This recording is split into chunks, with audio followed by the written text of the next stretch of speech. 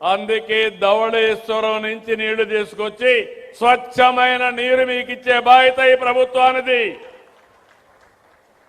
రోడ్లు కూడా ఒక సమస్య.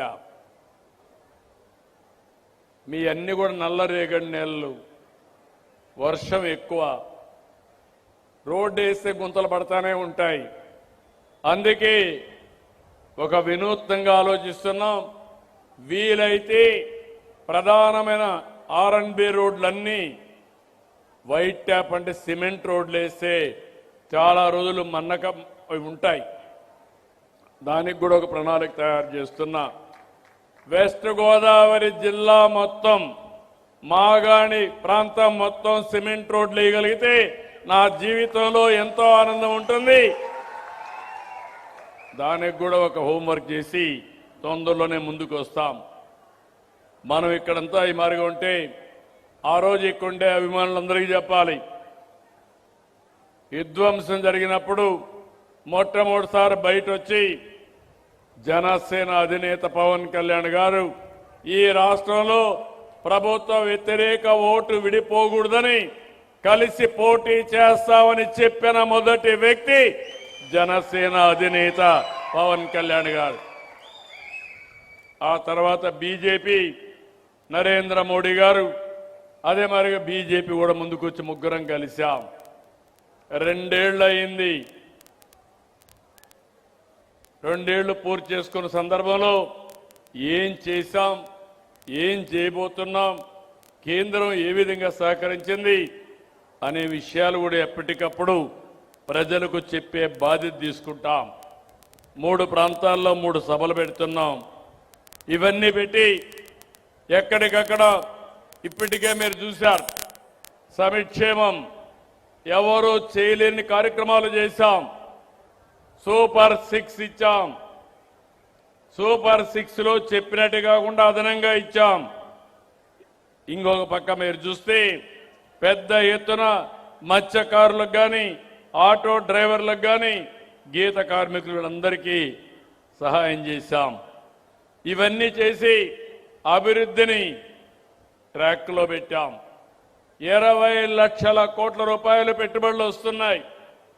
22 లక్షల మంది మన పిల్లలకు ఉద్యోగాలు వస్తాయి. మొన్నే మెగా డిఎస్సి పెట్టి ఉద్యోగాలు ఇచ్చాం. 16,500 మందికి ఉద్యోగాలు ఇచ్చాను. ఈ విషయంలో మీరు గుర్తుపెట్టుకోవాలి, మనం 16,500 మందికి ఉద్యోగాలు ఇస్తే నేను పెట్టిన మొదటి సంతకం ఎన్ని ఇబ్బందులు క్రియేట్ చేయాలని ప్రయత్నం చేసినా, కోర్టుకు పోయినా అన్ని వెకేట్ చేపించి సంవత్సరం లోపల ఉద్యోగాలు ఇచ్చిన ఘనత ఈ ఎన్డీఏ ప్రభుత్వాన్ని. నిన్న మొన్న చూశారు, పరీక్షలంటే తెలియని వాళ్ళు, ఎట్లా పెడతారో తెలియని వాళ్ళు, రిజర్వేషన్ తెలియని వాళ్ళు కావాలని బురజల్లే కార్యక్రమాన్ని తీసుకున్నారు. నేను ఒకటే చెప్తున్నా, నేను ముఖ్యమంత్రిగా ఉన్నంత వరకు ఎవడైనా తోక తిప్పి ఎక్కడైనా తప్పు చేసి నడి బజార్లో నిలబెడతాను తప్ప ఎవరిని వదిలిపెట్టనని మరొకసారి మీ అందరికీ హామీ ఇస్తున్నా. యువత గుర్తుపెట్టుకోవాలి, మీరు కష్టపడ్డారు, లక్షల మంది పరీక్షలు రాశారు, అంత మునుపు చెప్పారు జాబ్ క్యాలెండర్ ఇస్తామని. జాబ్ క్యాలెండర్ ఇవ్వలేదు కదా, నిరుద్యోగులకు దగా చేశారు. నేను వచ్చిన తర్వాత ఉద్యోగాలు ఇస్తామని ఉద్యోగాలు ఇచ్చాం. మళ్ళీ ఈ సంవత్సరం కూడా జాబ్ క్యాలెండర్ ఇచ్చాం. ఇది చూసిన తర్వాత భయపడిపోయి ఏం చేయాలన్న దిక్కుదోచకుండా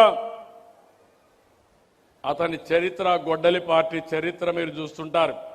అన్ని తప్పుడు ప్రచారాలు, నేరాలు, ఘోరాలు చేసి ఎదుట వాళ్లపైన వేసే పరిస్థితి. నేను ఎన్నోసార్లు చెప్పాను, మా అధికారులు చెప్పారు, మీరేసిన దానికి ప్రతి ఒక్కదానికి సమాధానం ఇచ్చారు. మీరు ఇప్పుడు చేయాల్సింది, మీకు రాజకీయాలు చేసే అర్హత కావాలంటే మీరు స్పష్టంగా చెప్పాలి, ప్రజలకు అపాలజీ చెప్పాలి, నిరుద్యోగుల్ని క్షమించమని మీరు చెప్తే తప్ప మీరు ఈ రాష్ట్రంలో మనుగడ సాధించడానికి వీలు లేదని మరొకసారి మీ అందరి ద్వారా విజ్ఞప్తి చేస్తున్నా.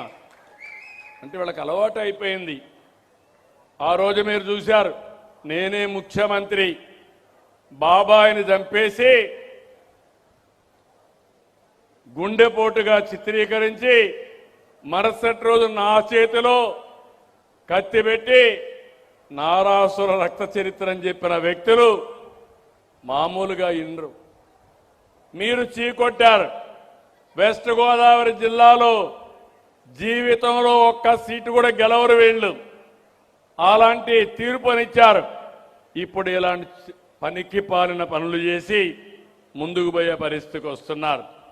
నేను అందుకే మిమ్మల్ని అందరినీ ఒకటే కోరుతున్నాను, ఇలాంటి వ్యక్తులకి ఎప్పటికప్పుడు మీరు కూడా బుద్ధి చెప్పాల్సిన అవసరం ఉంది. ఈరోజు నేను ఇక్కడ పట్టాలు ఇచ్చాను మీకు, నేను సంతోషపడుతున్నా. వీళ్ళ ఎమ్మెల్యే రాష్ట్రంలో కబ్జాలు చేశారు, రికార్డులు తారుమారు చేశారు. అవన్నీ కూడా ఎంక్వైరీలో ఉన్నాయి. ఇక్కడ అయిపోయిందని తెలంగాణ